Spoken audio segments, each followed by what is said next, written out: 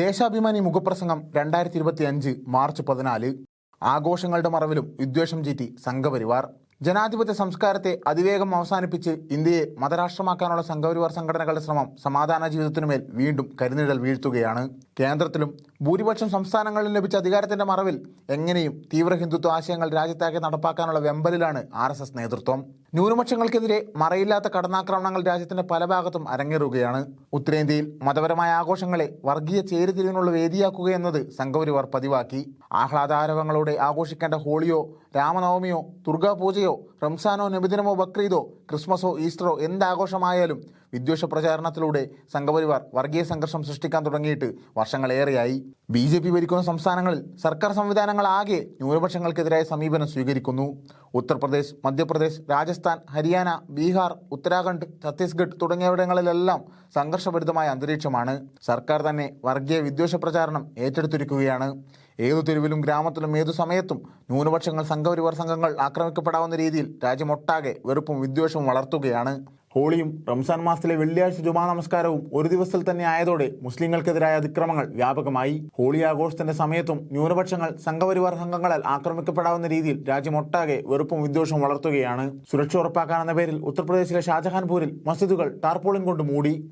Holy ദിവസം മുസ്ലിങ്ങൾ ഹിജാബിന് പകരം ടാർപോളിൻ ധരിച്ചാൽ മതിയെന്ന് BJP നേതാവ് രഘുരാജ് സിംഗ് ഭീഷണി മുഴക്കുന്നു. UPയുടെ പല ഭാഗത്തും മുസ്ലിങ്ങൾക്കെതിരെ ആക്രമണങ്ങൾ തുടരുന്നു. വാരണാസിയിൽ ഹോളി ആഘോഷത്തിന് പിരിവ് ചോദിച്ചെത്തിയ സംഘം മുസ്ലിം യുവാക്കളെ ആക്രമിച്ചു. സമ്പലിൽ മുസ്ലിങ്ങൾ വീട്ടിലിരിക്കണമെന്ന് പോലീസ് ഉദ്യോഗസ്ഥർ തന്നെ മുന്നറിയിപ്പ് നൽകുന്നു. മധ്യപ്രദേശിലെ മഹുവിൽ മസ്ജിദിൽ പടക്കം വലിച്ചെറിഞ്ഞതിനെ തുടർന്നുള്ള സംഘർഷം കലാപമായി മാറി. നിരവധി മുസ്ലിം യുവാക്കളെ ദേശീയ സുരക്ഷാ നിയമം ചുമത്തി അറസ്റ്റ് ചെയ്ത് ജയിലിലടച്ചു. ഉത്തരാഖണ്ഡിലെ ഡെറാഡൂണിൽ മസ്ജിദുകൾ അനുവദിക്കില്ലെന്ന് പ്രഖ്യാപിച്ച് VHP പ്രക്ഷോഭത്തിലാണ്. ബീഹാറിലും BJP മന്ത്രിമാർ തുടർച്ചയായി പ്രകോപനപരമായ പ്രസ്താവനകൾ നടത്തുന്നു. അക്രമികൾ ആയുധവുമായി എത്തുന്നത് ചിലപ്പോൾ പശു സംരക്ഷകരുടെ വേഷത്തിലോ ക്ഷേത്ര സംരക്ഷണത്തിന്റെ പേരിലോ അല്ലെങ്കിൽ ബാങ്കുവിളിയുടെ ശബ്ദം കൂടിയെന്നാരോപിച്ചോ ആകാം. മുസ്ലിങ്ങൾ മാത്രമല്ല ക്രൈസ്തവരും BJP ഭരിക്കുന്ന സംസ്ഥാനങ്ങളിൽ വ്യാപകമായി ആക്രമിക്കപ്പെടുന്നു. ഛത്തീസ്ഗഡിലെ റായ്പൂരിലും ബിലാസ്പൂരിലും ക്രൈസ്തവ പ്രാർത്ഥനാ യോഗങ്ങൾക്കു നേരെ ഞായറാഴ്ച സംഘപരിവാർ ആക്രമണം അഴിച്ചുവിട്ടു.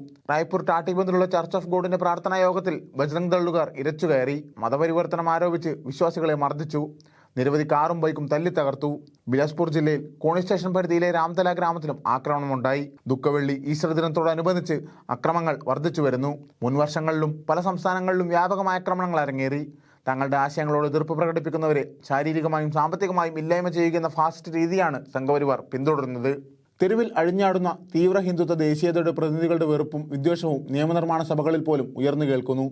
ബംഗാളിൽ BJP അധികാരത്തിലെത്തിയാൽ ഒറ്റ മുസ്ലിം അംഗത്തെയും നിയമസഭയ്ക്കുള്ളിൽ കടക്കാൻ അനുവദിക്കില്ലെന്ന് പ്രതിപക്ഷ നേതാവായ സുവേന്ദു അധികാരി പ്രഖ്യാപിച്ചിരിക്കുകയാണ്. ഏത് പാർട്ടിയുടെയും അംഗമാകട്ടെ അയാൾ മുസ്ലിമാണെങ്കിൽ സഭയിൽ നിന്ന് പിടിച്ചു പുറത്താക്കുമെന്നും സുവേന്ദു ഭീഷണി മുഴക്കി.